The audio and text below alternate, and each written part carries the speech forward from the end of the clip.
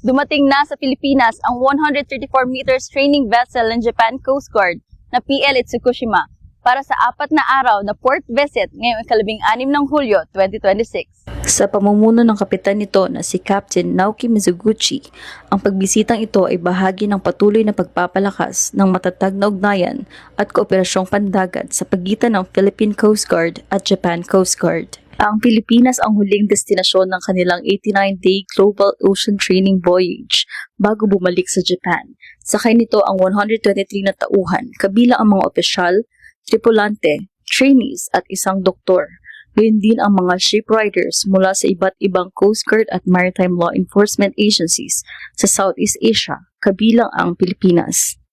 Sa loob ng 4 na araw na pananatili sa Maynila, magsasagawa ang delegasyon ng courtesy call, ship at facility tours, onboard reception, sports activities at iba pang professional engagements upang higit pang palakasin ang pagkakaibigan, pagtutulungan at pagpapalitan ng kaalaman sa larangan ng maritime safety at security.